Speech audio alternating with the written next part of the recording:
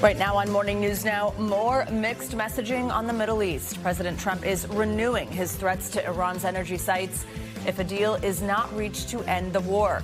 But Iran continues to deny that negotiations with the U.S. are even happening. We have the latest from the region. Meanwhile, light at the end of the security line. Weary travelers are finally seeing some relief at the nation's airports after TSA officers received their first paycheck in 6 weeks. Many other DHS employees, though, still going without pay as the shutdown continues its historic run. President Trump now urging lawmakers to return from their recess to clean up the mess. More negotiations stand coming up. Plus, countdown to tax day. It may be the day on your calendar you dread the most. The deadline to file your taxes just 2 weeks away. If you don't know a W-2 from a 1099, don't panic. We've got some tips to help last-minute filers beat the deadline. And finally, emotional victory. The pro golfer who's a champion once again after undergoing major surgery and battling PTSD. His story and message to others struggling with their mental health later this hour.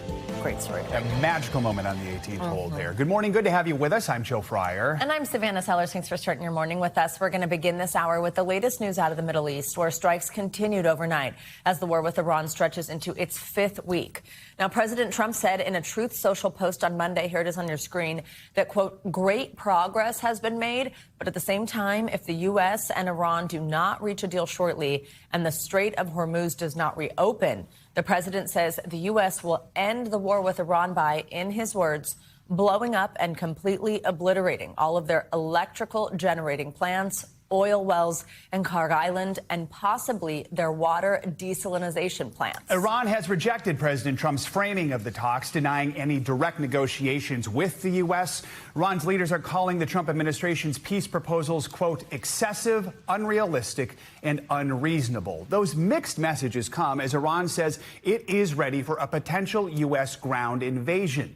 This week, President Trump told the Financial Times he would like to take the oil in Iran by possibly seizing Kharg Island, which moves 90% of Iran's oil exports. NBC News international correspondent Matt Bradley joins us now from Tel Aviv, Israel, with more. Matt, good morning. Let's start with President Trump's comments threatening to strike civilian water and energy infrastructure if a deal is not reached. Tell us more about how Iran is responding. Yeah, well, it's interesting. I mean, when we talk about Russia and Ukraine, for example, Russia regularly attacks Ukrainian energy installations and other civilian utilities. That is widely condemned as a war crime. And here we have the president of the United States threatening to do just that against Iran, hitting civilian targets in order to pressure the regime. Now, as you mentioned, the Iranians have responded through the foreign ministry spokesperson. First of all, denying that there are any negotiations at all, though he did say, Ismail Baghia, that there are indirect messages that have been passed between the Iranians and the Americans. That could be something that could develop further, but essentially he made it very clear. Nothing in the way of negotiations the way that the president is describing. So it looks as though, as far as the Iranians are concerned, that for now, especially when it comes to the Strait of Hormuz, while they are being defeated militarily, they have the upper hand there and they can continue to hold the world hostage. These competing messages and threats, contradictions that we're hearing both from President Trump himself and the White House, it's not doing a whole lot to tamp turns in this region. This war is aimless and could escalate further. Matt, let's move to the latest on the ground. Tell us more about strikes across the Middle East overnight. That's right. The Israelis and the Americans said that they targeted sites across Iran. This is something that we've been seeing increasing over the past couple of days here in Israel. We actually had about a 36-hour period, perhaps more, just yesterday, that ended yesterday evening with another siren. So it looks as though things may be kind of clearing up a bit in terms of Iranian counterattacks against Israel here. Now, the IDF has been saying for quite a while that Iran's missile salvos against Israel and other targets have thinned out. So while they're still firing all of these missiles in these salvos, there are fewer missiles per salvo. Now, that looks like it could be true. And while I don't want to speak too soon, it does seem as though we're seeing fewer strikes here in Israel, particularly over the last 2 days. And while there have been some injuries, light injuries, it doesn't look as though the Iranians are still continuing to get a lot of hits in. Matt, we do want to talk about another development out of Israel. The military there has suspended a group of soldiers who were allegedly involved in assaulting and detaining a CNN crew while they were reporting on Israeli settlers in an illegal outpost in a Palestinian village. What do we know about that incident, and what is the IDF saying about it? Yeah, I mean, this was my colleague and friend Jeremy Diamond with his team in the West Bank for CNN. This was a startling incident and one that actually ended in a mild injury for Jeremy's cameraman for CNN. This is the kind of reporting, and I know you're, as a journalist yourself, you really love to see direct impact. And while it was very unfortunate that this team got beat up, the impact that we're seeing, the direct political implications here in Israel have been really unprecedented.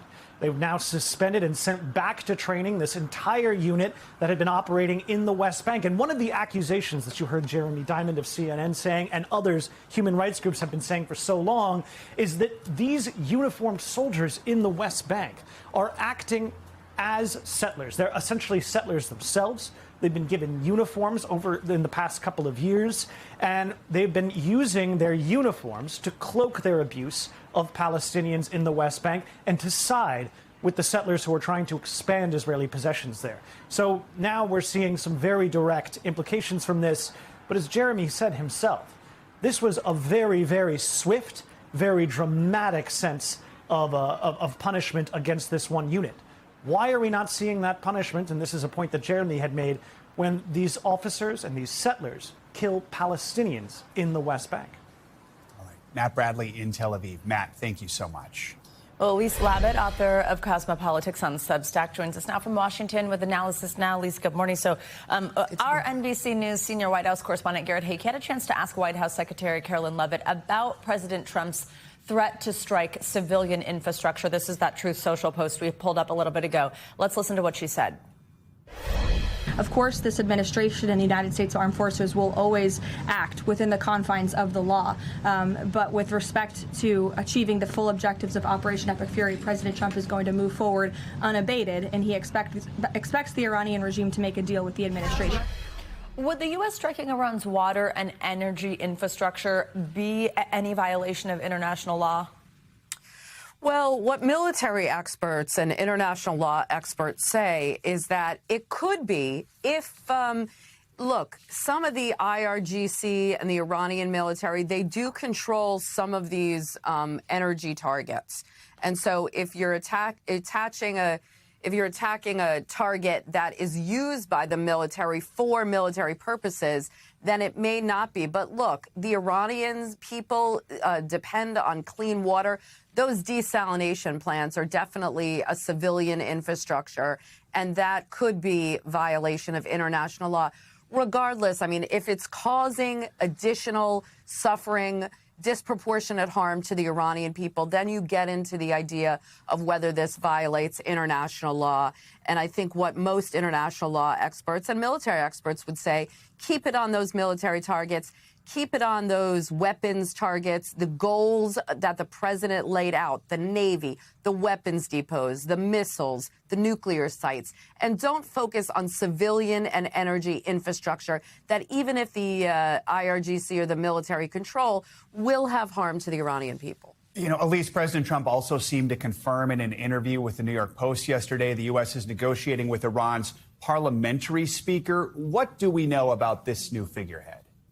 Well, Mohammad Bagher Ghalibaf is a very interesting figure. He came up of the ranks of the IRGC, but also has a lot of ties to the intelligence, to the clerics. He's believed to be an insider of the new Ayatollah Mujtaba Khamenei, although we haven't heard from him yet. And he's seen to be someone that could kind of straddle both sides. He is known to be an ambitious man, and you can see that he can be pragmatic on some level, but also he seems to be taunting President Trump, talking about that President Trump is trying to play the oil markets. He's using memes. I mean, they're really, you know, kind of trolling President Trump now, using that information war on the internet. He denies, guys, that there have been talks. It's clear that there are indirect talks going on, but those kind of direct negotiations are not happening, and the sides are still, I think, pretty far apart before that could happen.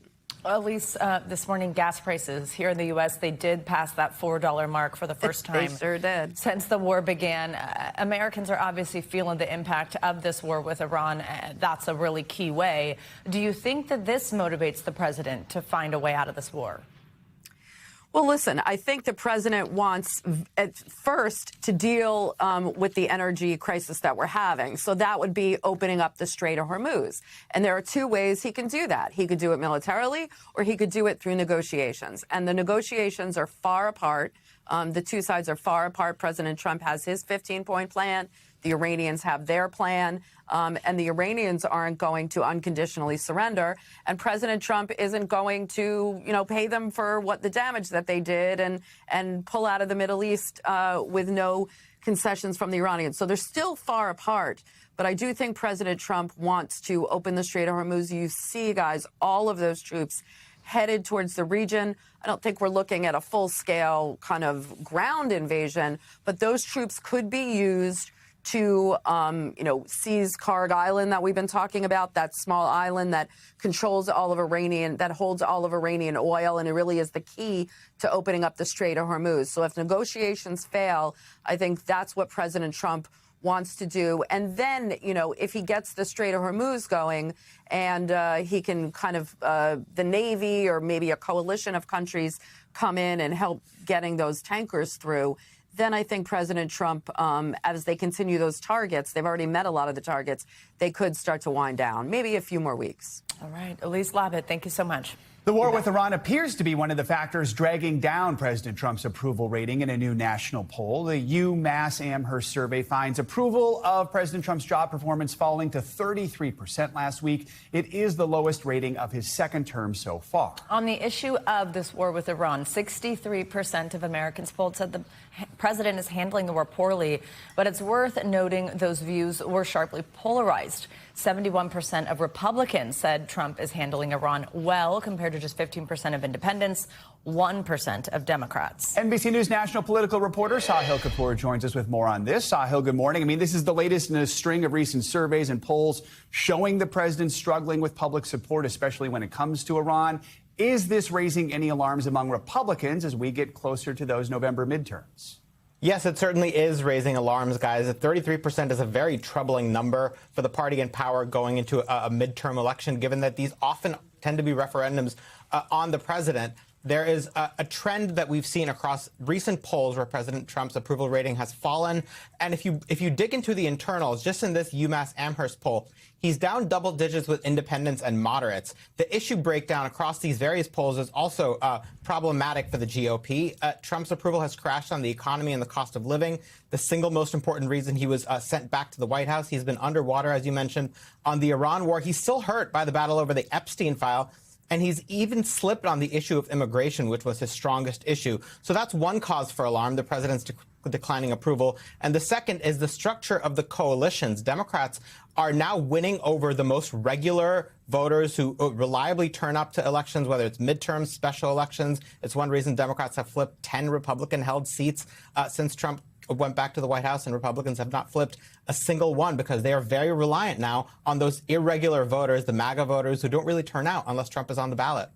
So we want to ask you about another issue that's been gaining traction in Washington, and we've been talking about here on our show. This push for scrutiny over online prediction markets. There's this debate whether the wagers that are placed on platforms, these are places like Polymarket, Kalshi, are they considered gambling or not? We had more than 40 lawmakers sign a letter yesterday calling on federal regulators to address multiple incidents that have, quote, prompted speculation about possible insider trading in prediction markets by federal employees. Tell us about this.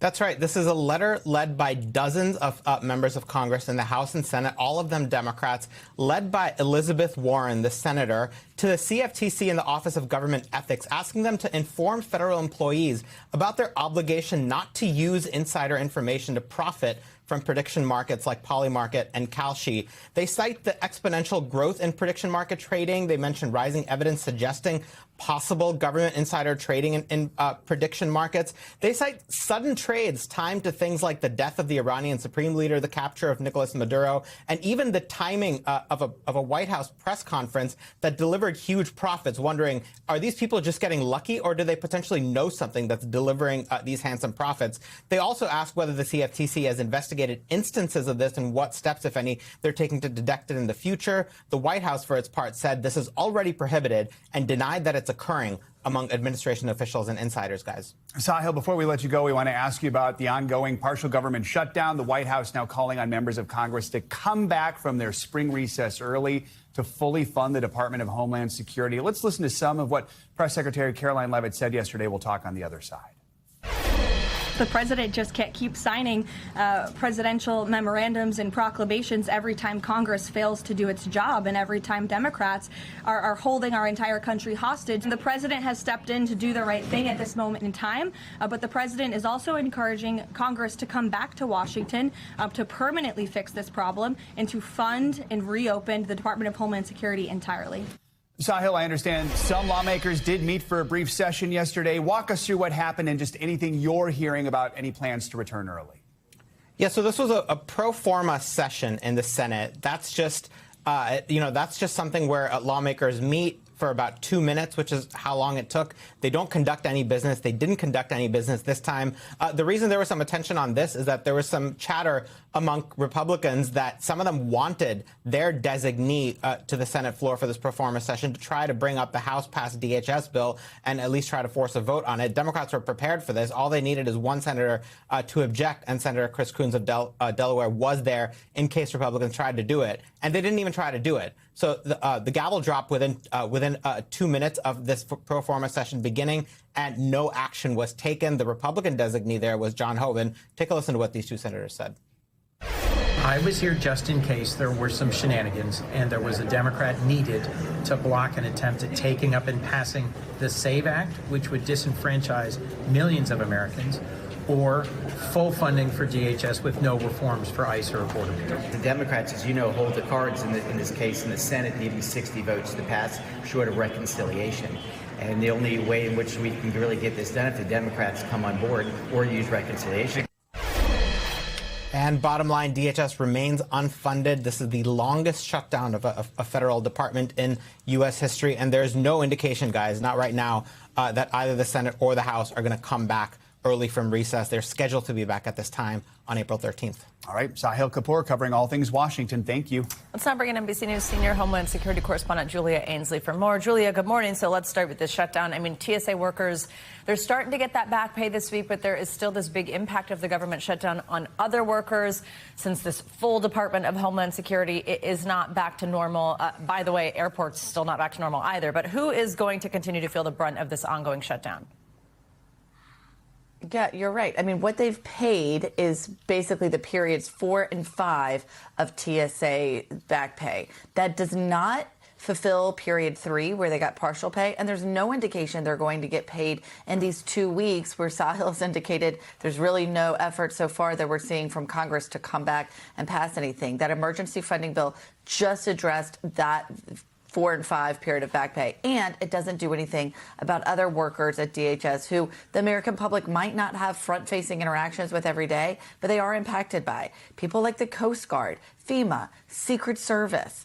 These are major agencies that have a lot of people who are going unpaid and are also either not coming to work or just not getting paid and getting increasingly frustrated by these important jobs. I mean, some of these people with FEMA need to be there approving money, getting it out the door, and getting it to state and locals who are dealing with ongoing crises, even those dating back to previous hurricanes. That is something that FEMA is continually doing and preparing for the next hurricane season. And without that funding, they're further behind. Julia, another headline in your beat, the Trump administration now set to resume reviewing asylum cases that had paused applications following the shooting of 2 National Guard members in Washington. That was last November. They were shot by an Afghan man who had received asylum. So walk us through how the administration came to this decision.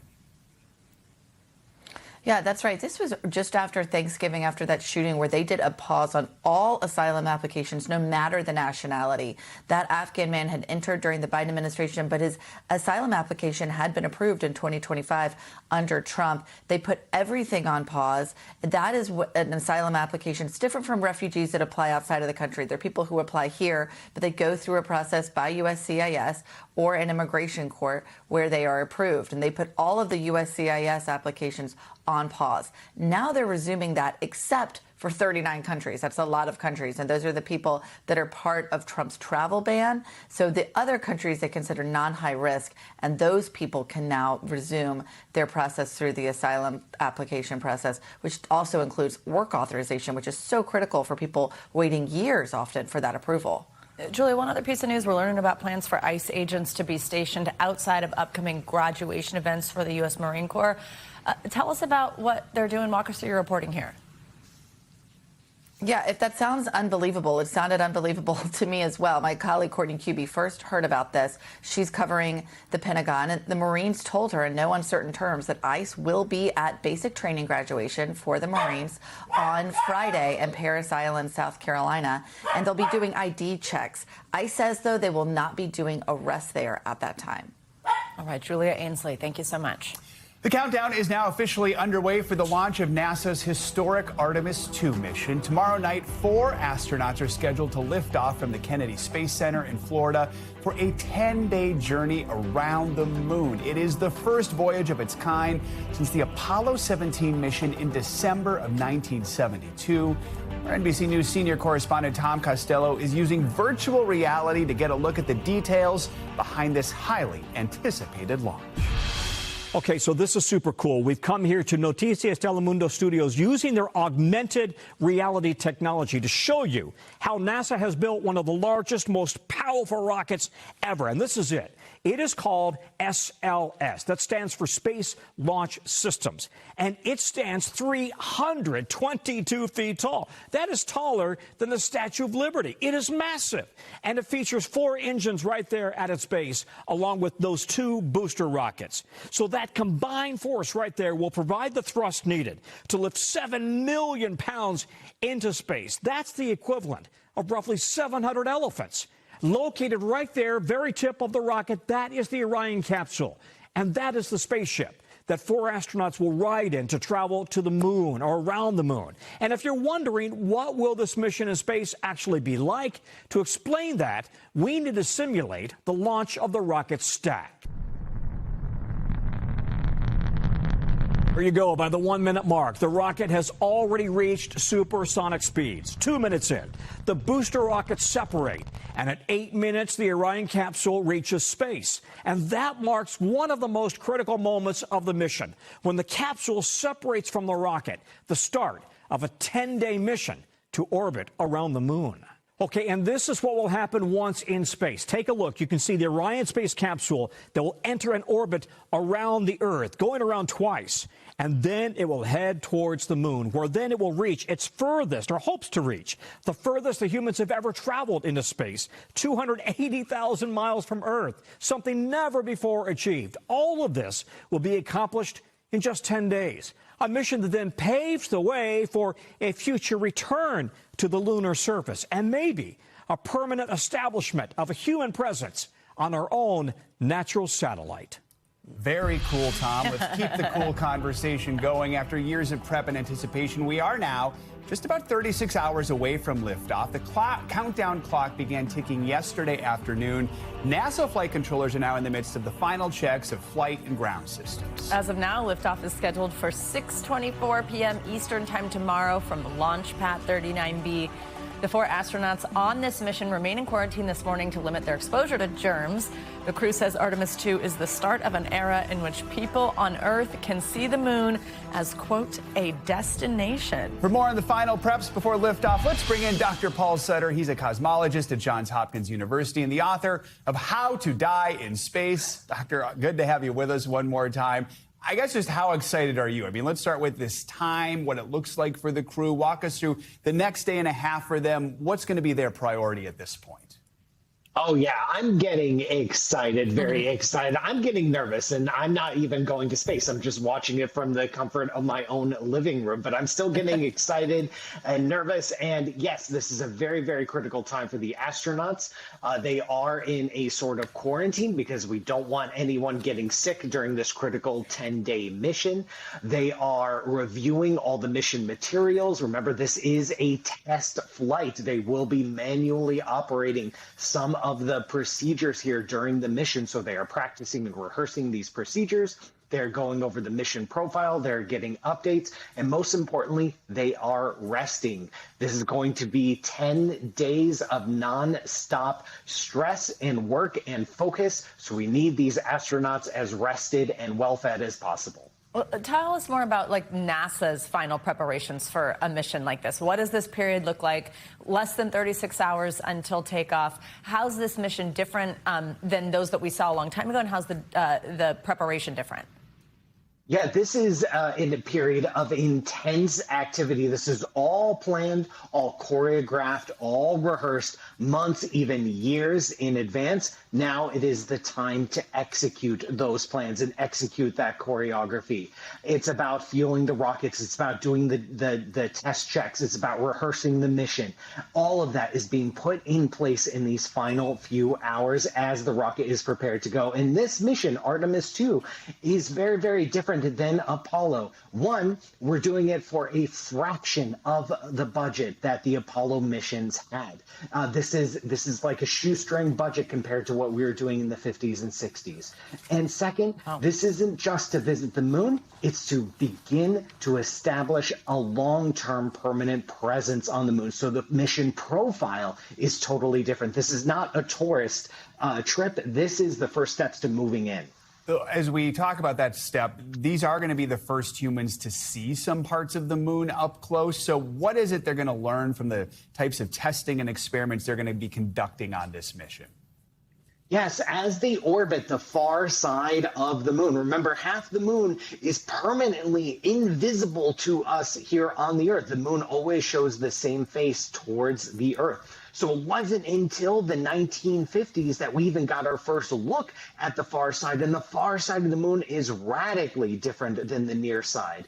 There's much more crater activity. There's much more variation in terrain. The geology is different. And so as part of this mission, it's not just a test mission. They will be doing actual science and doing close observation and photography of the far side of the moon to help us learn about the history of the moon, the formation of the moon, which tells us about the formation and history of the Earth itself.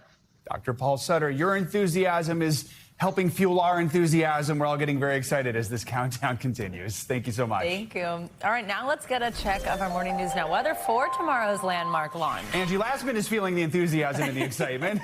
I sure am. I'm a big space fan, guys. And the good news that I'm seeing right now when it comes to the launch tomorrow is we're not really looking at a whole lot of impacts during that launch window. We could maybe see a couple of these showers and thunderstorms, sea breeze kind of activity working its way into the interior of the state of Florida here tomorrow around noontime. But by the time 6:24 to 8:24 rolls around, we're looking at mainly light winds and some scattered clouds. Temperatures will hang out into those 70s, winds about 10 miles per hour. As we get into Thursday, if it doesn't happen Wednesday and we've got to push to Thursday, there's a better chance that we could see some thunderstorms. So that wouldn't be, of course, what we want. And winds will be elevated to 20 miles per hour out of the southeast.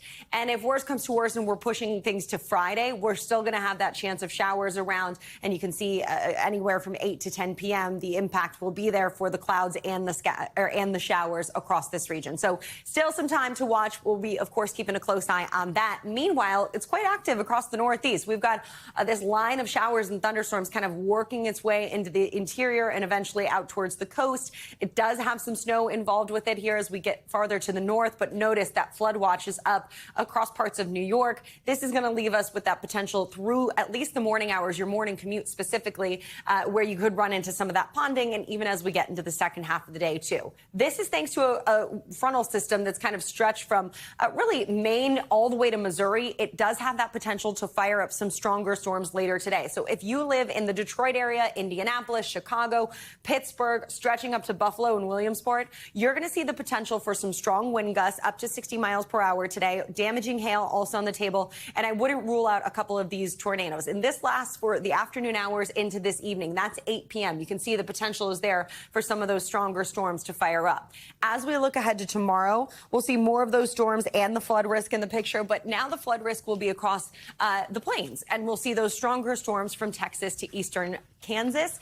Notice the hail, the wind gusts are the main threat. But again, a couple of tornadoes will be likely for Kansas City to Oklahoma City and stretching down to Abilene. And we are not done there. Let's keep watching that same system.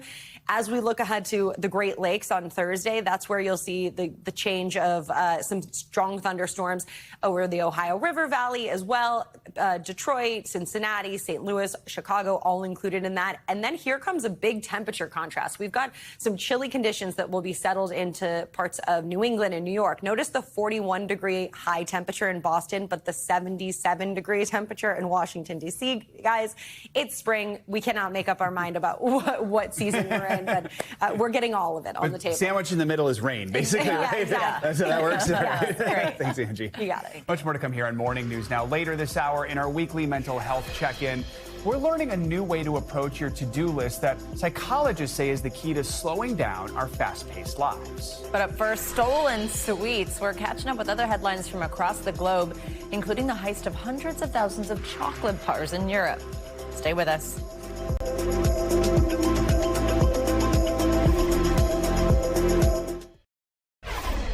We're back now with another flight scare involving a U.S. airline. A Delta flight headed to Atlanta suffered a catastrophic engine failure just seconds after taking off from Sao Paulo, Brazil. Witnesses say fiery debris came raining down during a dramatic emergency landing. NBC News correspondent Morgan Chesky has the latest on the investigation into what went wrong. Terrifying moments on board Delta Flight 104. Inside the plane, you can hear passengers' fear after a fireball engulfed a jet engine just seconds after takeoff, seen in this sped-up video. The Atlanta-bound Airbus 330 departing from Sao Paulo, Brazil, with 14 crew and 272 passengers on board. Delta 104, Mayday, Mayday, where's fire rescue? This video appearing to show sparks before fiery streaks billowing out of the plane's left engine. John Cox is an NBC News aviation analyst. In that first 60 seconds, when the engine starts throwing flames and you have that initial mayday, what is the pilot's priority? First and foremost, the pilot priority is to maintain control of the aircraft. The airplane's climbing away normally, and you can see the airflow distortion begin because you see those fireballs come out the back end. That says airflow distortion. Delta sank Flight 104 returned to the airport soon after takeoff Sunday evening, following a mechanical issue with the aircraft's left engine, adding it landed safely. We're also learning more about the deadly collision in New York last week between an Air Canada jet and a fire truck. The family of flight attendant Solange Tremblay posting this photo from the hospital. Tremblay now recovering after she was ejected more than 300 feet from the wreckage. Our thanks to Morgan Chesky for that report. Let's get a look at what's making news around the world. Rescuers found 21 people after their boat sank in rough Indonesian waters. NBC News International correspondent Claudia Lobanga joins us from Rome to take us around the world in 60 seconds. Hey, Claudia, good morning. Savannah, Joe, good morning. Well, that's right. Indonesian authorities say that 21 people were rescued after their boat sank in rough seas in the early hours of this morning. Now, the head of the search and rescue office in Palau City said the survivors were mostly fishing crews and that the vessel sank after its bow was broken by high waves during rough weather. Officials initially reported that 27 people were missing, but survivors then reported that 6 people had cancelled their plans to join the trip and the rest was rescued. Let's go to Mexico now, where later today, Iraq will face Bolivia in the hope to qualify for the 2026 Soccer World Cup, but only after a very difficult journey due to the war in the Middle East.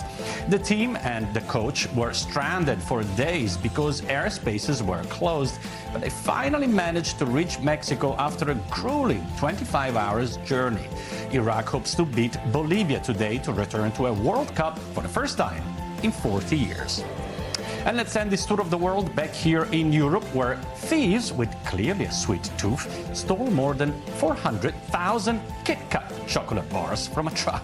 A spokesperson for Nestlé, which manufactures Kit Kat, said, We've always encouraged people to have a break with Kit Kat, but it seems thieves have taken the message too literally and made a break with more than 12 tons of our chocolate.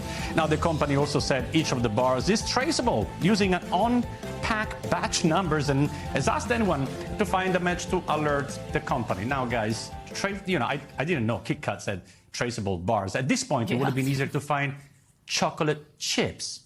Chip. Traceable. Got it. Did you get that? I thought you were going to say it was a Kit Kat burglar. That seemed like I missed that one. I know.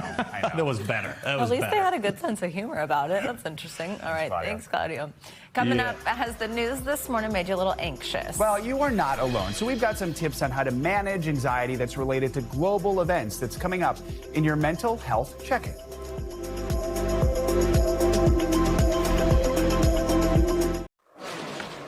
We are back with your weekly check-in. This morning, we're taking a closer look at war-related anxiety and ways to manage it. Plus, is that task on your to-do list actually urgent, or is it just important? Some experts say knowing the difference may improve your well-being. Board-certified psychiatrist and mental health advocate Dr. Soumya Dave joins us now with more on all this. She's also the author of her latest book, The Guilt Pill. Dr. Dave, good to have you with us. Let's talk about this growing anxiety from the war with Iran. It's not just from the fighting, it's also the economic impacts of the war we've been discussing all morning long. So what are some ways people can take care of their mental health while still trying to remain engaged and informed? So war can bring up a lot: feelings of dread, depression, feelings of helplessness, loss of control. A few things that might help include: one, starting with staying informed intentionally. So have your go-to sources for information and check in with those to stay up to date. The second is to stay connected. Now, when anyone is feeling overwhelmed, there might be a tendency to isolate and to be alone. But being in community can not only help people feel connected, it can also help with providing mutual support. And the third is to name and normalize the different emotions that might be coming up over a given day and over a given week. Naming those emotions can help provide a small sense of agency, and those smaller steps towards daily agency can help with that greater feeling of lack of control. So just a few things that might help with this coping. Great tips there. Okay, this one, skincare. It's a trending topic on social media. All these companies that make different serums and stuff always going viral. But experts are saying that like some of these impossible skincare routines that we see online, or of course people using filters on social media, can lead to what's called skin dysmorphia. Talk to us about that.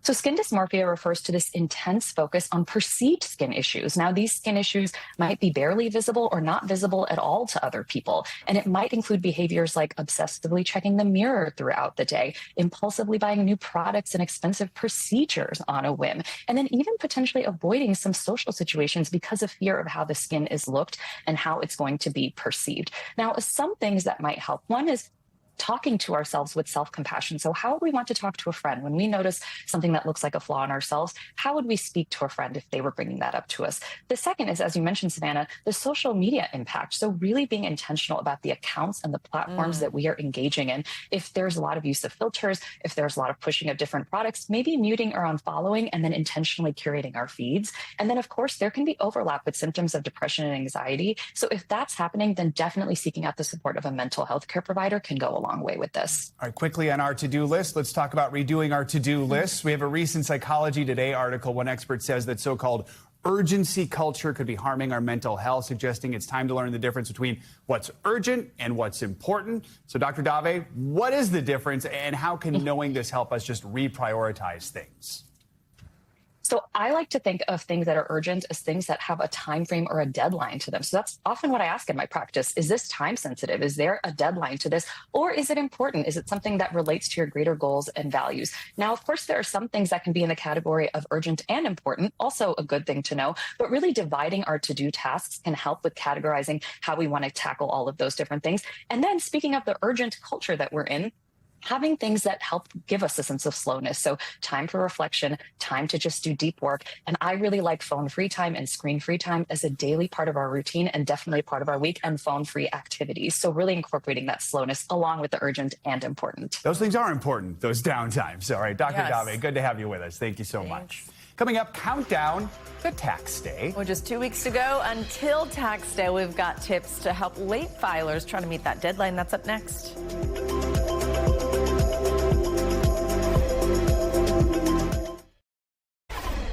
We are back now with a reminder that the deadline to file your federal and state income tax returns is April 15th, a little over 2 weeks away. The date has not changed. The IRS says up to 25% of Americans wait until those last 2 weeks before the deadline to prepare those tax returns. If that sounds like you, we might have some last-minute tips to help you out. Let's bring in Mark Steber. He's Jackson Hewitt's Chief Tax Officer. He's here on set. Great to see you, Mark. Good to be here. Very exciting time. Not the Artemis launch, like we said, but it's still a pretty tense time. How many hours do people have? 376 and 12 minutes here on the East Coast. Tell us some new things this year, new deductions. What are some of the big ones people need to know Biggest about? tax law change year in 40 years. So Wow. whether you like it or not, it is what it is. There's a new $25,000 deduction for tips. So if you've got temp money, don't overlook that. Overtime, really big here in the New York area. If you've got overtime, part of your construction job, don't forget that $12,500 new deduction, $25,000 if you both have it and you're married. New $6,000 deduction if you're a senior. All you got to be is 65 or older. A new $10,000 deduction if you bought a car in 25, and the list goes on and on and on. And the important thing to know is those are not automatic.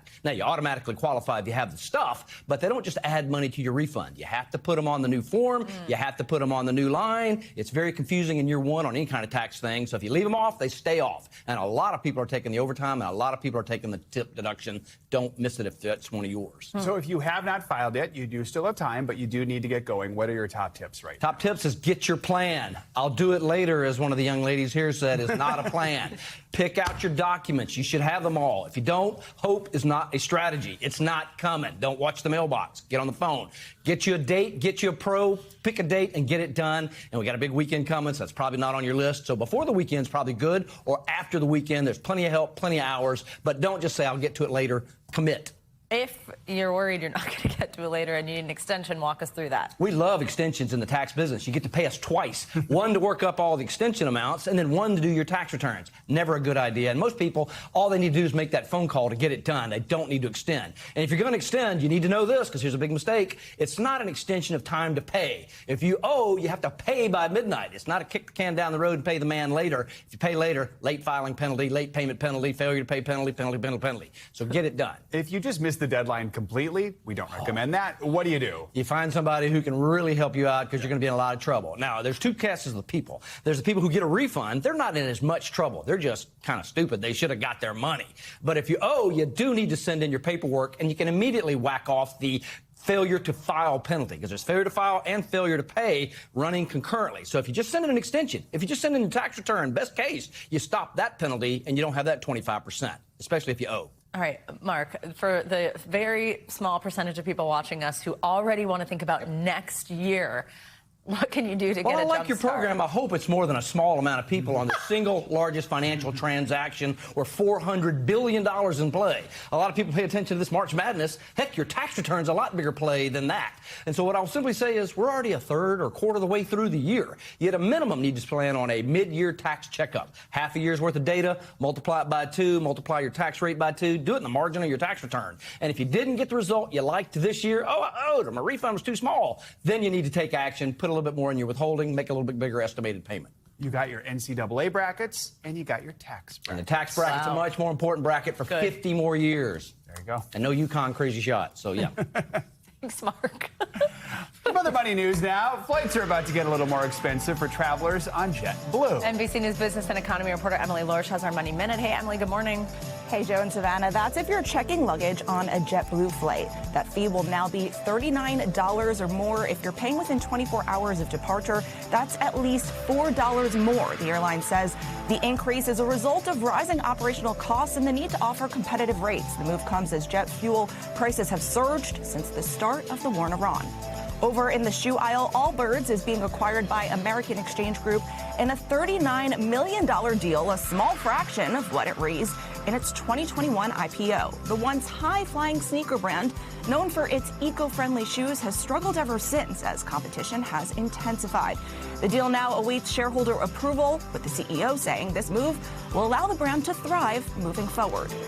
And how would you feel if you showed up to work and your boss was AI? Well, 15% of those surveyed in a new Quinnipiac poll say they'd be willing to have a job with an AI program as their direct supervisor. The poll that asked about AI adoption, trust, regulation, and concerns also found that millennials and baby boomers are the generations most concerned about AI, and that the majority, 55%, believe it will do more harm than good in their day-to-day lives. And guys, what I thought was really interesting is a significant number of people actually use AI for medical advice. That was 20%. I have a lot of friends who do that sometimes. I don't know about you guys.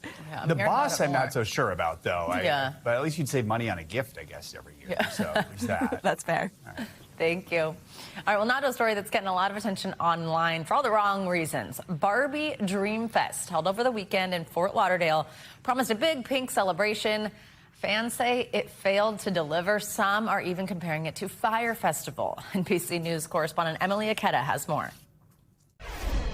Barbie fans expected a dream weekend. Barbie Dream Fest is a full-on Barbie fan weekend. Full of glamorous activities like a roller rink and interactive Barbie dream house. I can't wait to see you at Barbie Dream Fest. Even celebrity appearances. But when attendees arrived at the Barbie Dream Fest in Fort Lauderdale over the weekend, and this is what we walked into. Many say the event had no sparkle. We're at the life-sized Barbie dream house right now, guys. That dream house seemingly just a cardboard backdrop, and the convention space promised to be brimming with Barbie-themed activities.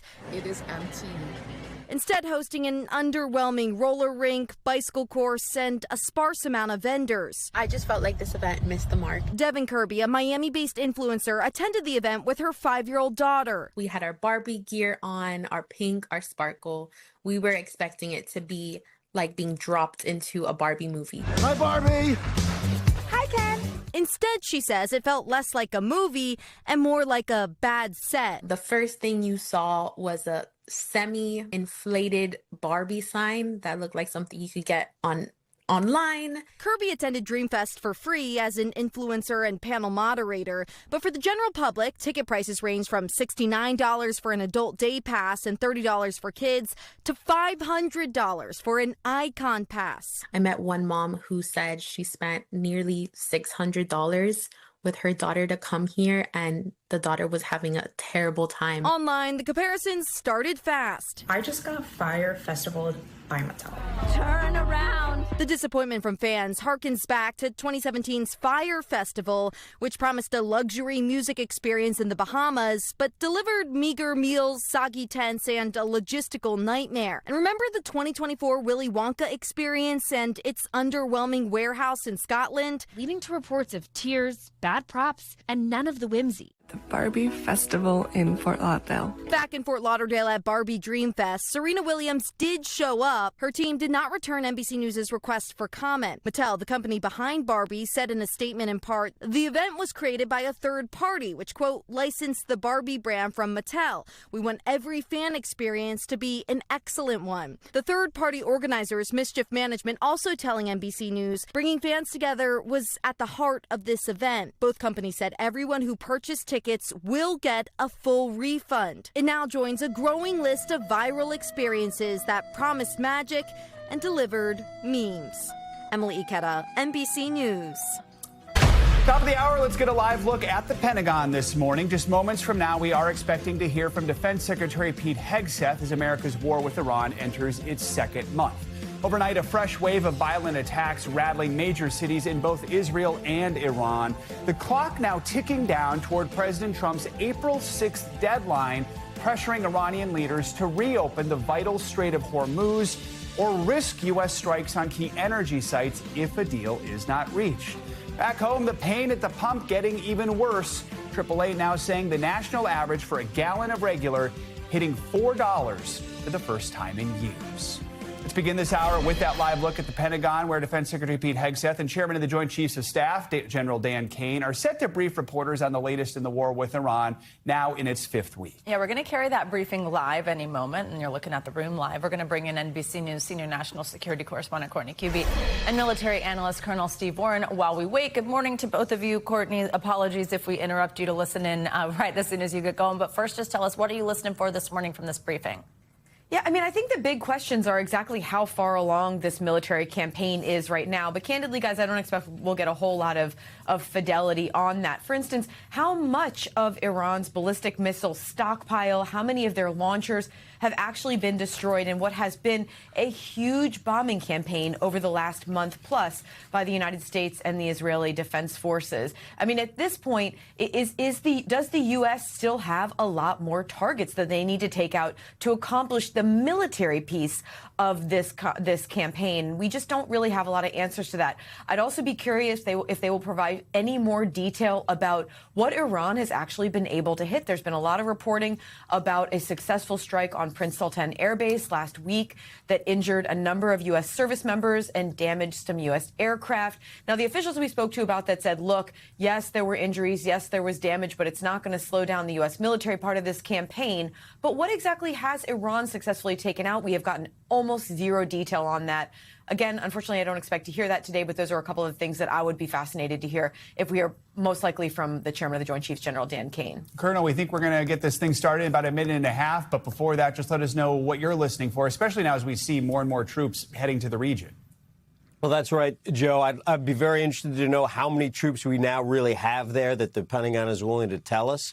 I'm also very interested, General Kane, the chairman of the Joint Chiefs, has not yet mentioned the nuclear capabilities that the Iranians have. So I'd be very interested to hear what he thinks about our efforts to reduce that nuclear capability. And finally, of course, the Strait of Hormuz has been on everyone's mind. It's something that we've been talking about for weeks now. I would like to know, does General Kane feel like that strait is mined? Does he feel like he is ready to open it up now? What does he think about the Strait of Hormuz? Courtney, again, we probably are just seconds away from this, but I want to ask you about this because we know Iran attacked an oil tanker near Dubai this morning.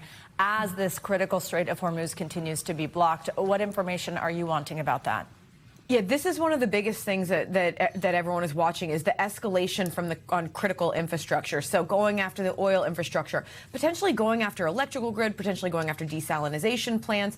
This is the kind of way that a conflict like this that started out with the U.S. military going after the conventional forces in Iran, with the IDF basically going after the personnel, the more senior Iranian regime and IRGC, Iranian Revolutionary Guard Corps personnel. This is how this really escalates and turns into a regional conflict. And that is going after the critical infrastructure that Iran, going after it in Iran, and then Iran retaliating by targeting critical infrastructure of U.S. allies in the region. When we talk about the possibility of this war not intensifying but expanding, that is one surefire way that could happen, because it would not only impact the military targets, but then we're really talking about going after civilians and harming civilians in the region. I mean, guys, that is one surefire way that this could really expand into a regional and very concerning conflict. All right, let's listen in as the Defense Secretary and the General take the podium.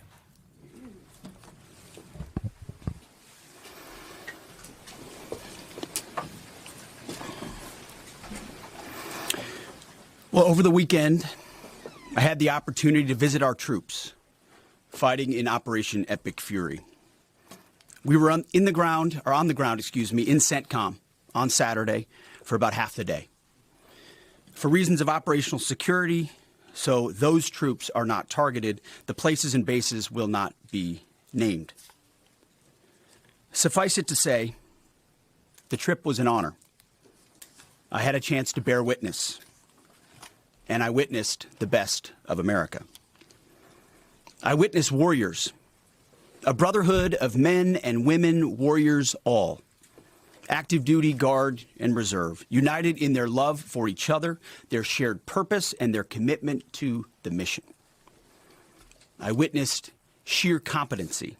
I watched a private first class confidently calling out an enemy missile trajectory to a room full of officers. Everyone focused. The room was locked in. 2 enemy missiles successfully shot down. I spoke to Air Force and Navy pilots on the flight line who every day both deliver bombs deep into Iran, but also shoot down drones defending their base. Many had just returned from the skies of Iran and Tehran. I put on a headset and spoke to one crew in the cockpit, locked and loaded, each and every day. I witnessed ingenuity, American ingenuity. I met the young Army officer who figured out how to neutralize maneuvering enemy missiles, saving countless lives. His commander confirmed that the whoops and cheers erupted in the Tactical Operations Center when his new approach was first successful. I met the Air Force intel analyst who refines target packages faster than the enemy can adapt. I actually gave him my card and told him to keep me posted on the ground truth. I did the same with his boss, a colonel with a heart the size of Texas and a beautiful deployment mustache to match. I witnessed lethality.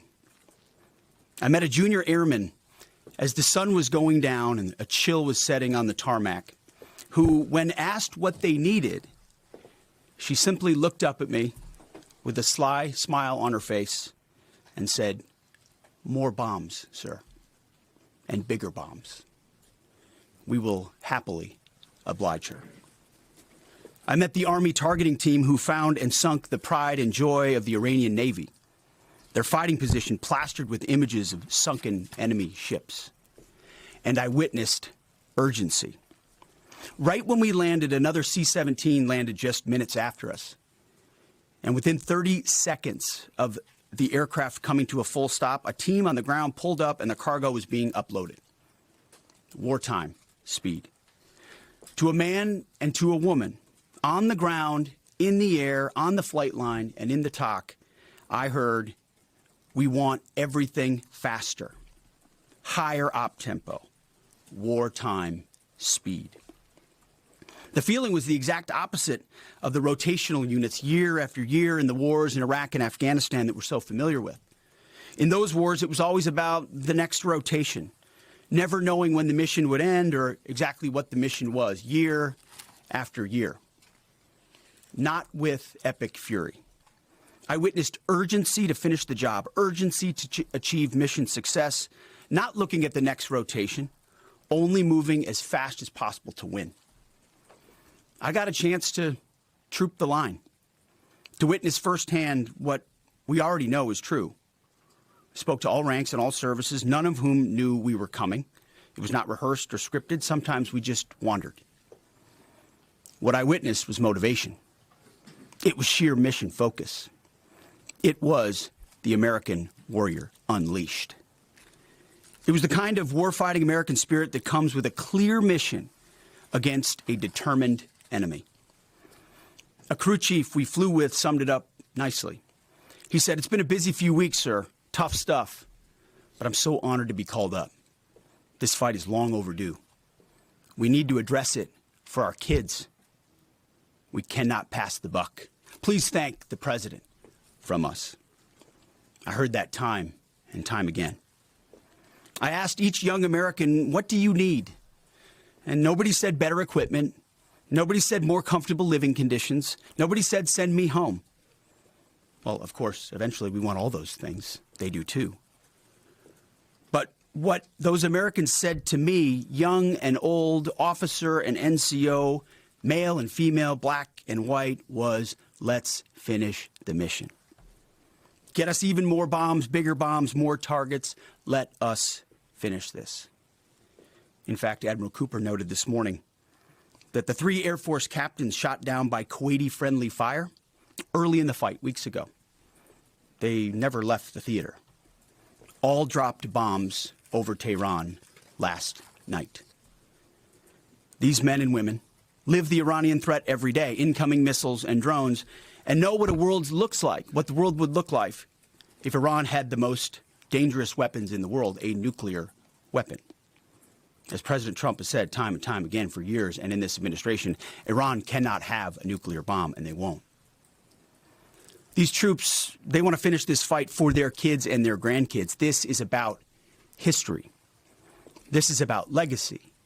Success matters. And because of this president and these Americans, we're closer than ever before to winning. President Trump is doing what no other president had the guts to do. Previous presidents were all talk. He's all action. On the battlefield, because of the latitude the president has given us, American firepower is only increasing. Iran's decreasing. We have more and more options, and they have less. Just 1 month in, only 1 month, we set the terms. The upcoming days will be decisive. Iran knows that, and there's almost nothing they can militarily do about it.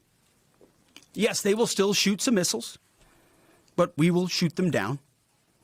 Of note, the last 24 hours saw the lowest number of enemy missiles and drones fired by Iran. They will go underground, but we will find them. We recently destroyed another one of their command bunkers. Leaders forced to flee. No water, no power, no oxygen, no command and control. Their faith in their caves diminishing. The latest intel is clear out of CENTCOM. Our strikes are damaging the morale of the Iranian military, leading to widespread desertions, key personnel shortages, and causing frustrations amongst senior leaders. Just last night, we had 200 dynamic strikes alone. Dynamic strike is a strike where a pilot leaves, and during their flight, they get a new target set based on real-time intel given to them. A new launcher, a new location, a new troop formation. A dynamic target is one that changes while you're in the air because of improved intelligence. 200 dynamic strikes alone, in addition to the pre-planned targets. The video the president posted last night of Esfahan, an ammo depot struck by U.S. bombers. You see, you don't get to see many of those videos because, as a reminder, Iran has still shut off the internet to 99.9% of its population. But if Iran is wise, they will cut a deal. President Trump doesn't bluff, and he does not back down. You can ask Khomeini about that. The new Iranian regime should know that by now. This new regime, because regime change has occurred, should be wiser than the last. President Trump will make a deal. He is willing. And the terms of the deal are known to them. If Iran is not willing, then the United States War Department will continue with even more intensity. Standing here this morning in this briefing room, in my mind's eye, I'm actually looking out at the groups I met this weekend.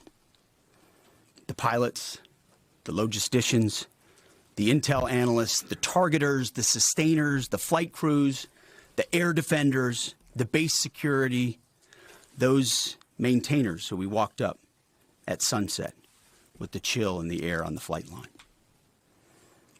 May God watch over all of them each day and each night. May his almighty and eternal arms of providence stretch over them and protect them and bring them peace. In the name of Jesus Christ. And amen.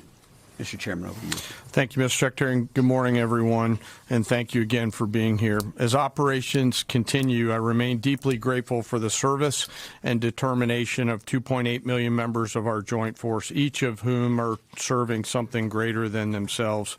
Every day, those deployed, and in many cases, those at home who are deploying forward, and bomber pulses and others put themselves in harm's way, and we owe them a deep debt of gratitude.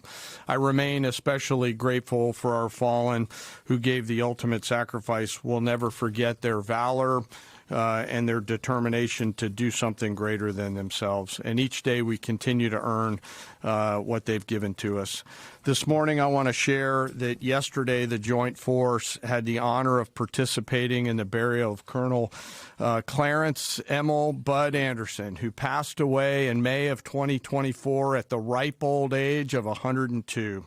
He was laid to rest in Arlington Cemetery yesterday morning alongside his wife of 70 years, Eleanor, who he married on February 23rd, 1945. She passed away in 2015 at the age of 92.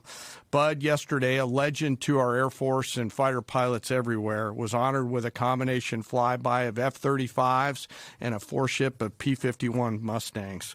He was one of the most prolific flying aces of World War II and the highest scoring P-51 ace with 16 and a quarter kills in his squadron and in his group. And he served from 1942 to 1972, and his last combat tour was flying F-104 Thunder Chiefs over North Vietnam. For anyone that had the chance to meet Colonel Anderson, you knew what an incredibly special man he was. And that's true for each and every one of our World War II vets who become fewer and fewer with each passing day. They are the greatest generation and give us the gift of an incredible example as we execute Operation Epic Fury today. And Colonel Anderson, we mourn for your loss and remember that smile on the right side as you went out to do our nation's business. I'd like to now share an operational update. Our Joint Force continues to focus on our military objectives as we systematically continue to degrade and destroy Iran's ability to project power and threaten stability beyond its borders. First, the Joint Force continues to destroy Iran's ballistic missile and UAS capabilities. We remain focused on interdicting and destroying the logistical and supply chains that feed these programs. And this remains a truly joint effort prosecuted around the clock from air, land, sea, space, and cyberspace. Long-range bombers from U.S. Strategic Command are coordinating with tactical fighter aircraft from our Joint Force launched from bases around the region and the continental United States, while simultaneously Navy fighters from the sea and sailors continue to project power from the sea, while Army and Marine artillery units continue to execute long-range precision fires deep into enemy territory against high-value targets. Meanwhile, on the defense side, our Army and air defenders and aviators, as the Secretary talked about, remain vigilant, forming a shield to protect our forces and our partners, intercepting missiles and drones. Together, we continue to deliver precision strikes against key manufacturing nodes, component storage sites, research facilities deep within Iranian territory. And over the past 30 days, we've struck more than 11,000 targets.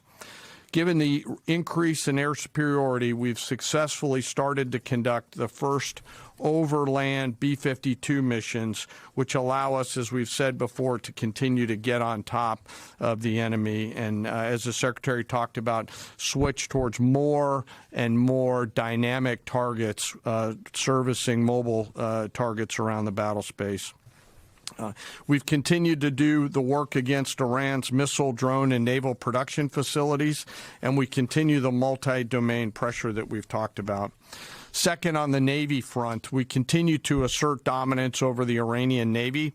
We remain focused on targeting their mine-laying capability, their naval assets, and we've now, as I mentioned briefly last time, started to work attack helicopters and other close air support assets into the naval domain. CENTCOM continues to identify and work against naval depots and storage areas, and we've taken out, again, more than 150 ships, including all Jamaran-class frigates inside their Navy. Third, we continue to prosecute our campaign against our defense industrial base at scale.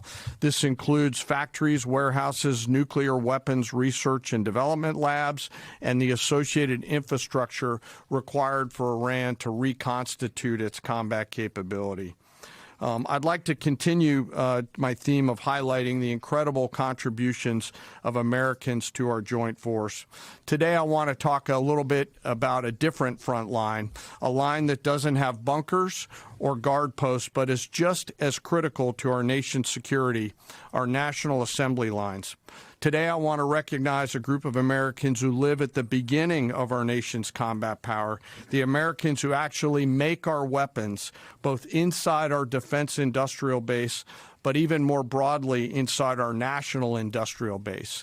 In every military option, we could not and cannot do our jobs without the men and women across our country who show up every day around the clock to a factory floor, a workshop, a laboratory, who build the weapons and capabilities we need to project American combat power at the time and place of our choosing. These great Americans, and I've had a chance to spend some time with them when I was in the private sector, are the core of American combat power. They're the machinists running high-tech CNC machines, cutting raw blocks of metal into incredibly precise parts. They're the assembly workers painstakingly taking a kit of parts and turning that into a complex guidance system or precision munition or a rocket motor or building a jet or submarine. Or they're quality assurance technicians who ensure that when a warfighter pulls a trigger, the weapon works every time. This can be and is tough and gritty work. It's not a quiet office and a desk with paper, and there's nothing wrong with that, but this is exactly the way this group of Americans likes it. I know this. I've seen it myself, and I remain deeply honored by that gift. It's often loud and dangerous work, demanding, requires absolute focus for hours at a time with deep commitment to get it right every single time. It's hands-on work where one uncaught mistake or deviation can put an American's life at risk. A single misplaced wire, a microscopic flaw in a weld, incorrectly calibrated sensor could mean the difference between mission success or mission failure. The difference is measured in the lives of our sons and daughters who we put out around the field and on the field of battle. We rely on and trust in these great Americans, and it's not just their manufacturing skill, it's their innovative minds and their entrepreneurial spirit. From those who build exquisite capabilities down to the mom and pop machine shops all over this great country, they live at the beginning of and the core of America's combat capability, constantly adapting, constantly improving, constantly learning. And there are examples of this throughout history and current days, to include building things like the F-117 stealth fighter, the B-2 stealth bomber, making our combat capability undetectable over the enemy, to today's B-21 and F-47. It's work like in the shipyards of the East Coast and Northeast side of the United States that go out and build America's nuclear submarines that allow us to patrol around the world at the time and place of our choosing. These innovators, these workers, these incredible Americans don't get the same glory as a fighter pilot returning to a carrier deck at night or an artilleryman sending rounds downrange, and yet they show up every single day, and without them, we could not do the work that we are tasked to do. 24/7, they build the tools that we need to do our business. The skill, the commitment, the patriotism, the dedication poured into every piece of combat capability and hardware is seen and felt out at the edge of the force, as the Secretary talked about those young bomb builders out in the desert that he had the chance to see. You can see it. You can feel it, and it's real, and we're deeply grateful. So to the American workforce out there, both inside our defense industrial base and in our national industrial base, thank you on behalf of the Joint Force. We carry the weapons that you build. We rely on the systems that you create, and the distance from that factory floor and that assembly line to the front line is incredibly short. Thank you. Keep it up. And to our adversaries out there, I remind you to beware of the American workforce. We continue to press forward in our military objectives. The Secretary and I remain deeply humbled by the spirit, tenacity, commitment, and grit of our 2.8 million member strong joint force. I want to, as always, thank the force and their families, and as always, remember our fallen. We carry with them and their names every day. Sir, I'll turn it back over to you. Well, thank you, Mr. Chairman. Two things. He didn't note it, but in memory of Colonel Bud Anderson, the chairman himself flew his F-16 to honor him recently.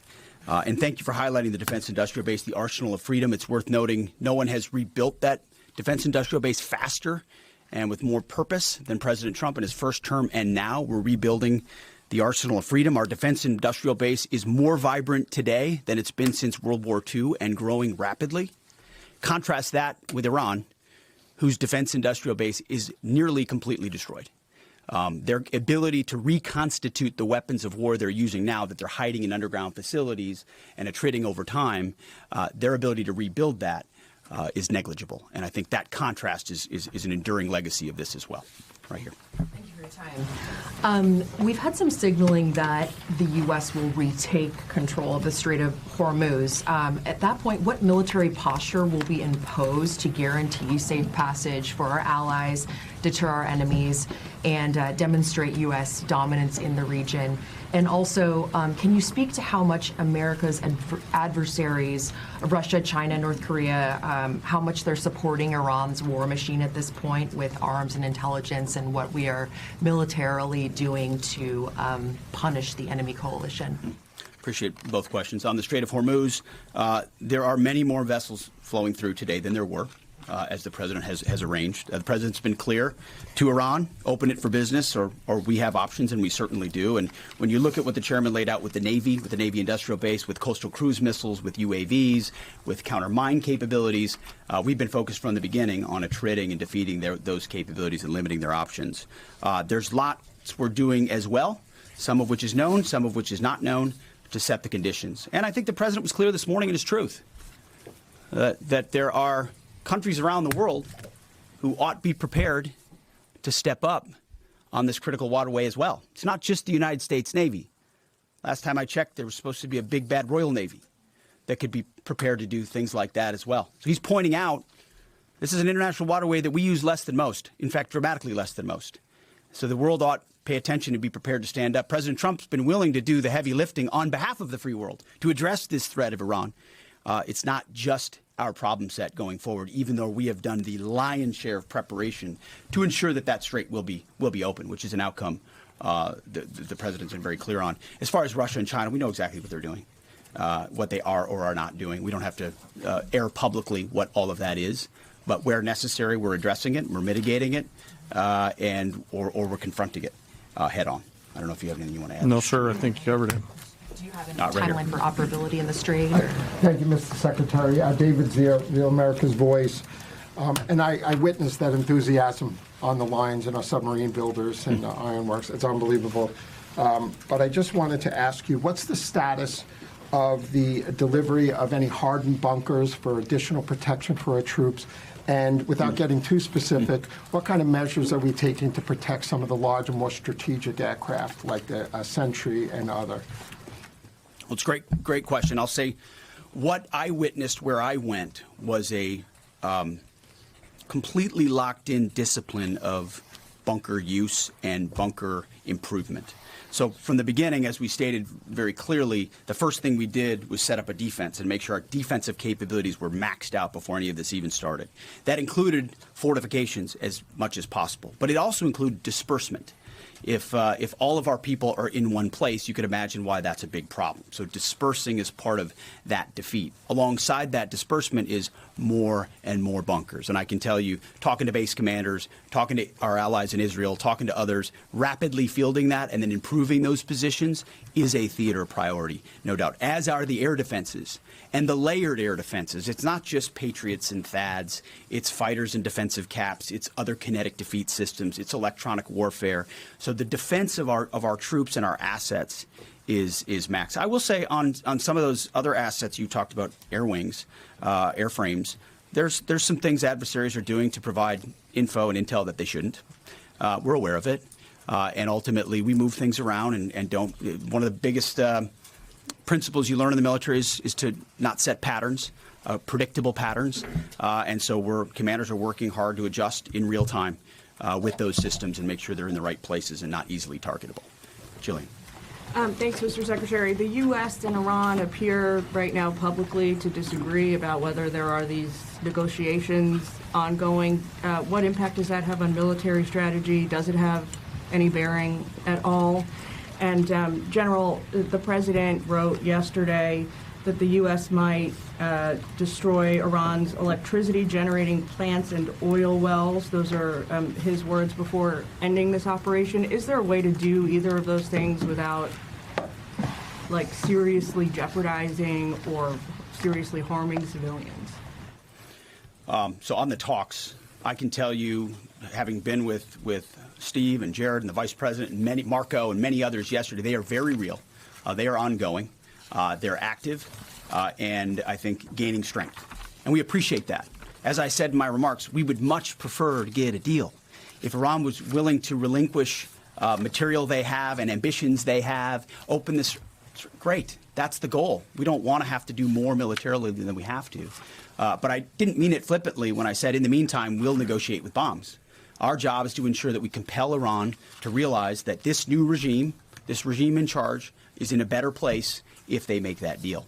And so we'll continue. We're working hand in hand, but the primary effort is a deal. We want that deal to be accomplished if at all possible. If not, then we're prepared to continue. Secretary, what happened at Go ahead, Mr. Chairman. Yeah. Thanks for the question. We're always thinking about those considerations and develop options to be able to mitigate those risks pursuant to the normal practices that we do in the military. So.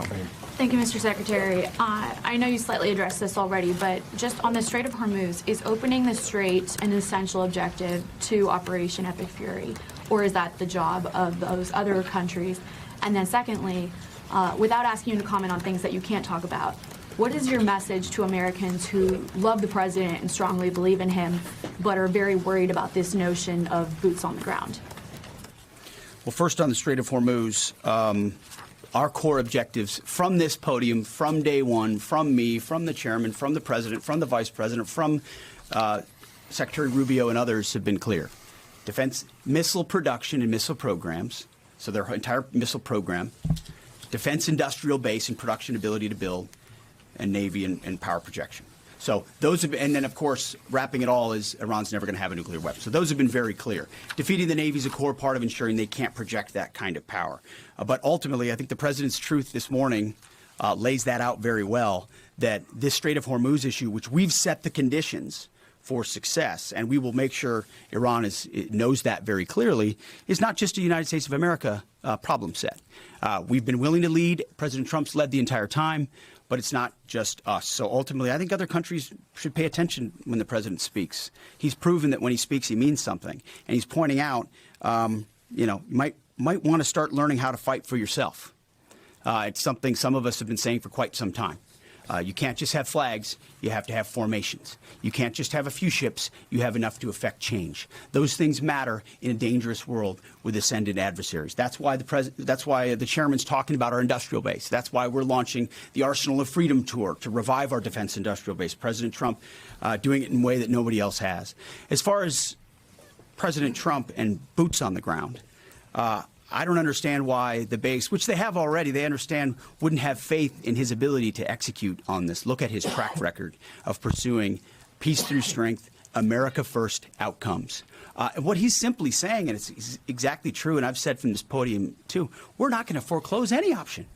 You can't fight and win a war if you tell your adversary what you are willing to do or what you are not willing to do, to include boots on the ground. Our adversary right now thinks there are 15 different ways we could come at them with boots on the ground. And guess what? There are. So if we needed to, we could execute those options on behalf of the President of the United States and this department. Or maybe we don't have to use them at all. Maybe negotiations work, or maybe there's a different approach. But the point is to be unpredictable in that. Certainly not let anybody know what you're willing to do or not do. But if anybody has internalized the lessons of Iraq and Afghanistan, as the first one, President Trump, to call them out for what they are, he's not going to repeat those lessons. And I think I've been very clear about that from the podium. Yes. Thank you, Secretary Hegseth. A question for you and then a question for General Kane. You said we're a month into the Operation Epic Fury. How long until the objectives are achieved? And is there a scenario where a deal is struck before the objectives have been achieved? And then for General Kane, there's been lots of media coverage that suggested a ground invasion is imminent. What other purposes might the soldiers and the Marines who have been deployed over to the Middle East serve in this conflict? Well, just like the previous question, it's sort of military 101. Don't tell your enemy what you're willing to do or not do, and don't tell your enemy when you're willing to stop, especially an enemy that likes to hide in bunkers and try to hoard their missiles and hope you'll wait you out. So that's not a question I'm going to answer, or the president has said definitively. We have our own goals and guidance and things military objectives that we're moving toward and things that we look at. And as he's articulated, he's said 4 to 6 weeks, 6 to 8 weeks, 3. It could be any particular number, but we would never reveal precisely what it is, because our goal is to finish those objectives.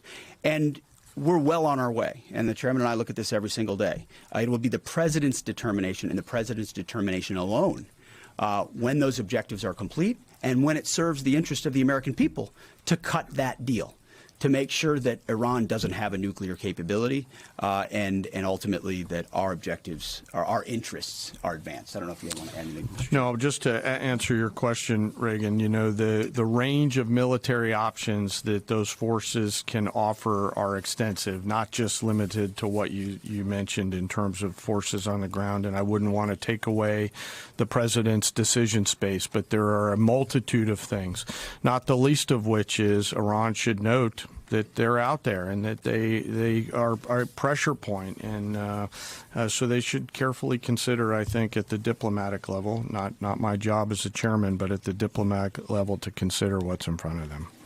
Jerry. All right, you're listening to a Pentagon media briefing as the war with Iran does stretch into its 5th week. Let's bring back in our panel here. Courtney Kube, I'm going to start with you. A lot of storytelling from the defense secretary and the chairman of the Joint Chiefs of Staff, but did we learn anything new? Was there much news in this news conference?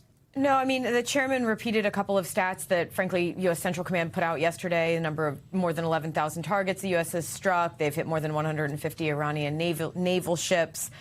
They're continuing to go after ballistic missile and drone capabilities, the conventional sort of forces of the Iranian military.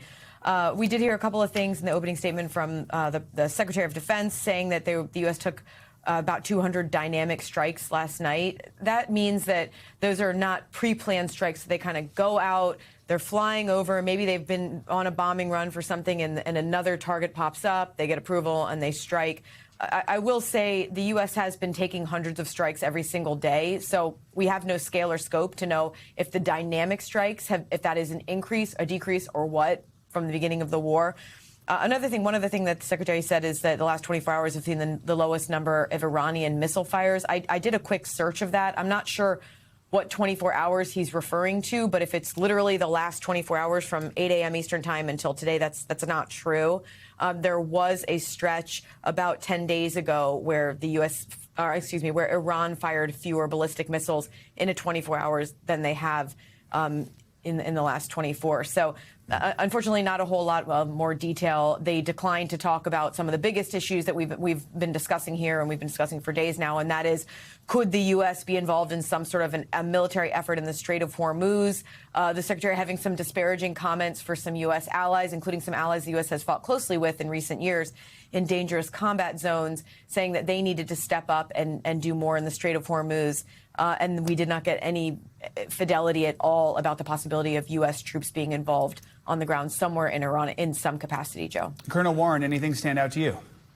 Yeah, Joe, building on what Courtney said on the dynamic strikes, one of the things that the dynamic strikes comment transmitted to me is it's further evidence of the way we have suppressed or reduced or destroyed Iran's air defense capabilities, right? So normally on a pre-planned strike, you open up a corridor from where you are to the target, and you suppress all the air defense. On a dynamic strike, you can move around, fly around wherever you want, and I think that is probably because the enemy's air defense capabilities are greatly reduced. I think, it was interesting to listen to the chairman sort of tick through the objectives. It's important that he keeps reminding us that he's attacking missiles, he's attacking the Navy, and he's attacking the defense industrial base. And he gave us a bit of an update on each of those. So I thought that was helpful. Although, again, to echo Courtney, not a lot of new information there. All right. Colonel Warren, Courtney Kube, thank you both. We appreciate it. Stay with us. Morning News Now will be back in just a moment.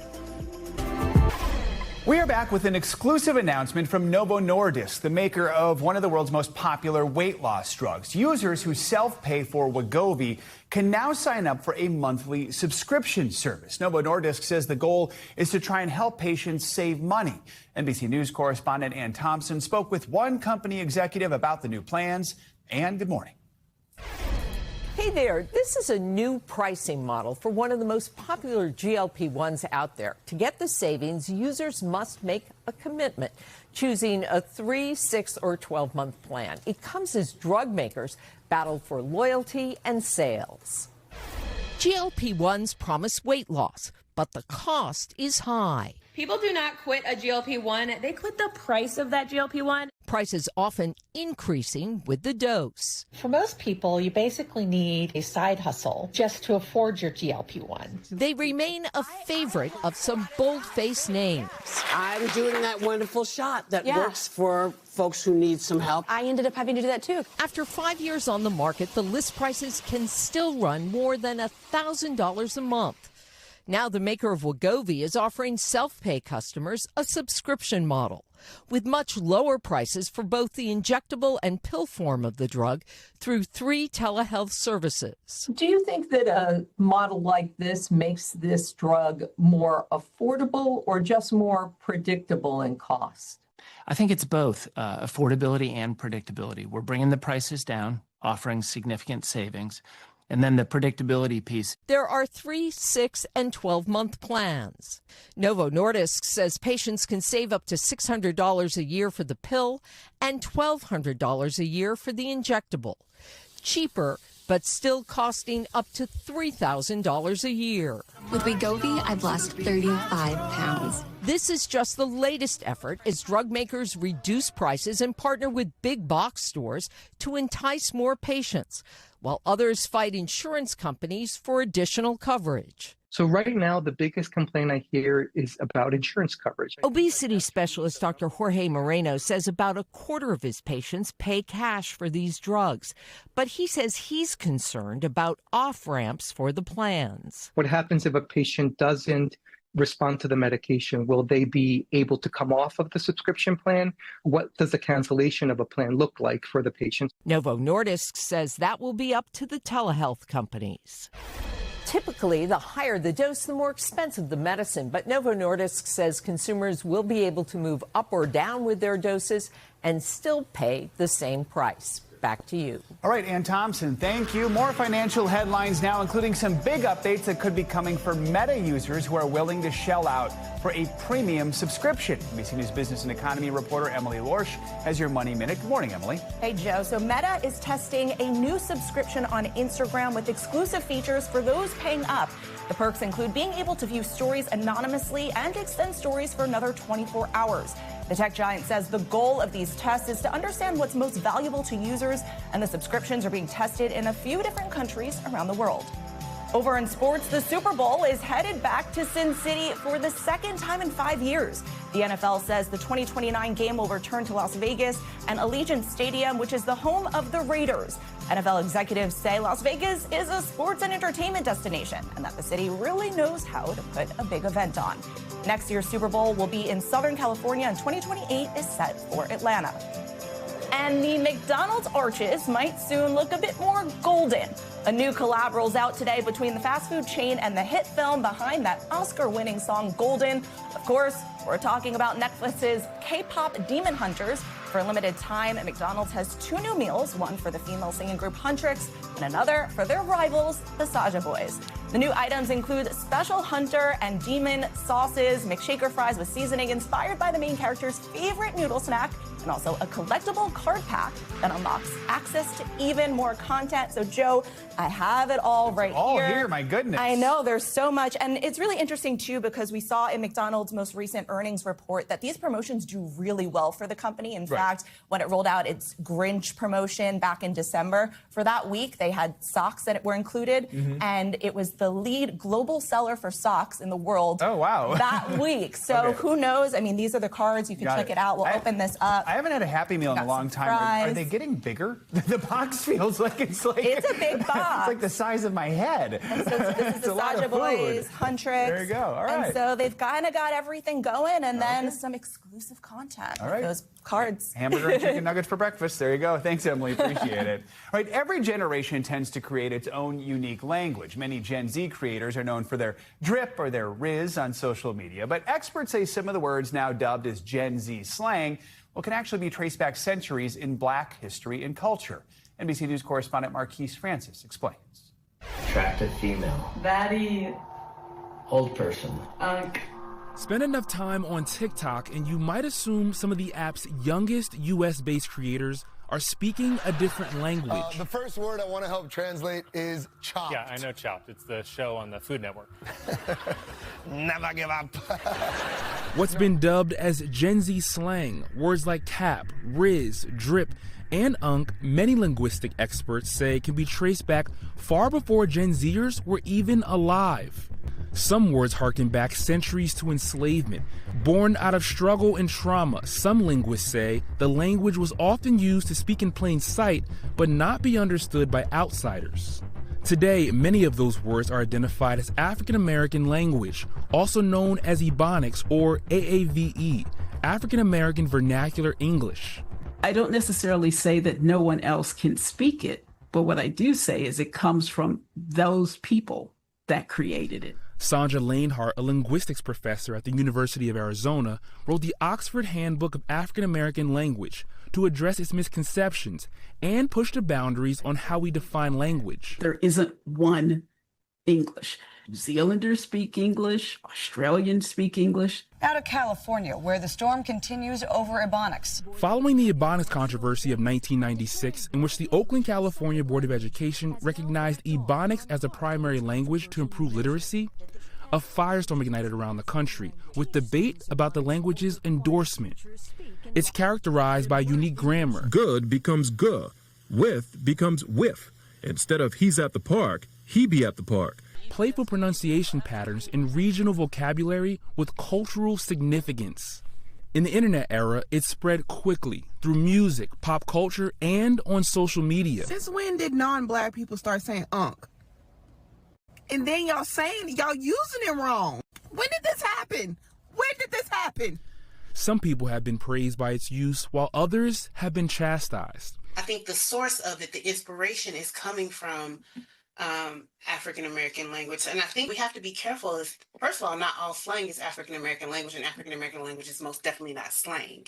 And so I think there's a beautiful Venn diagram that we could draw here. So what is the line drawn between Gen Z imitation and celebration of language and all-out theft? Attribution is that line, right? So in one sense, I think it's completely reasonable and fine that a person would do as historically has been the case, borrow from like marginalized frames or other points of intersection across time, right? But it doesn't make any sense to me that you can hear a word and then say that word sounds cool or is interesting. Let me never look into it and just start saying it. That seems strange to me. And when the origin of a word is stripped away, linguistics advocates draw a direct line to the erasure of a community's history. When you say that it's not about the language, it's not that deep, what you're saying to me is hundreds of years of history, hundreds of years of ingenuity, hundreds of years of being genius don't matter. So the next time a word becomes hip, maybe just look at where it came from and what it really means. Marquise Francis, NBC News. Coming up, one pilot's lifelong dream soaring to new heights. When Morning News Now returns, we'll introduce you to United's new top captain who's breaking barriers at 30,000 feet. That's next.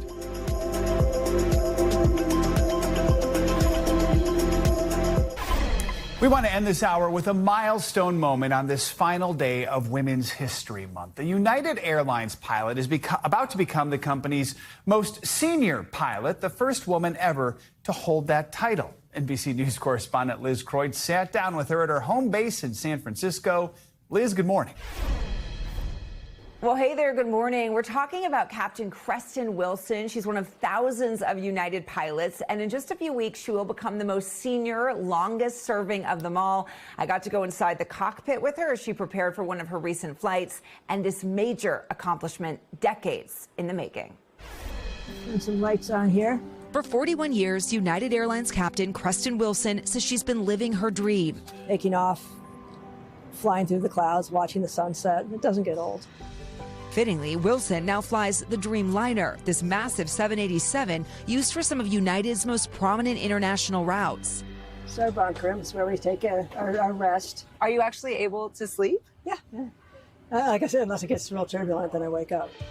Here, we join Captain Wilson inside the flight deck as she prepares for a 15-and-a-half-hour flight from San Francisco to Australia. What's your favorite part of a flight? Takeoff and landing. That's the most fun part, because that's where you get to fly. Becoming a pilot is something Wilson says she first set her sights on when her dad took her on a friend's airplane at just 9 years old. And we took off, and I thought that was the greatest thing in the world. And my dad said, "What are you grinning about?" I said, "This is what I'm going to do when I grow up." At the time, it was the early 1970s. There were no women commercial airline pilots, but Wilson says that never deterred her. When I was 12, my mom and sister and I moved to Denver, and we drove by United's Flight Training Center. And I looked at my mom and I said, "I'll be there someday." And 10 years later, just shy of her 23rd birthday, she was one of just 4 women in her new hire class. With few exceptions, I haven't had any problems with any of the men I've flown with. A couple guys told me I was only there because I was a woman, and, that I didn't listen to them. It's like I got hired because I was qualified, and I know that. So let's talk about our plan. More than 4 decades later, Wilson will soon be United's most senior pilot, the first woman within the airline to hold that title. There are 18,000 pilots with United, and you're number 1. Mm-hmm. What does that mean to you? Well, it's incredibly humbling. I never started out to be number 1. I just wanted to fly airplanes to the best of my ability. It's an honor and a privilege to be the most senior pilot at United. And honestly, I think it just shows the next generation there are no limits. Wilson says a lot has changed for female pilots since she first began flying. It's gotten a lot better. Not enough. I mean, we're still only about 7 or 7.5% of the pilot group. It's nice to see women at every table when you're starting to do your briefings with your crew. First Officer Lori McGibney is often one of them. What does it mean to you to see Creston in this position? It's been hard work, and I'm in awe. I'm proud that I'm able to fly with her and be part of her legacy. Captain Wilson says while there's still work to do, the route didn't change, did it? She hopes little girls see her in the flight deck and realize the sky is truly their limit. What do you want to say to young women, young men who dream of being a pilot? First of all, believe that it's possible. And then do your research, ask questions. Come up here and see me. Have a sit in my seat. I just can't say enough how fun this job is and how much it's meant to me to be able to fulfill my dream and just travel the world and get to fly cool airplanes. And Captain Wilson truly has had a remarkable career. She's flown routes all across the world, over the Himalayas and the Alps, seen the Northern Lights. She's flown the San Francisco Giants and 49ers, and estimates that in the 4 decades she has been there, she has logged some 12 million miles. Back to you. That's far more than me. Liz Croyd, thank you so much. That's going to do it for this hour of Morning News Now. We thank you for watching, and remember, stay updated on breaking news and top stories on the NBC News app or watch live on our YouTube channel.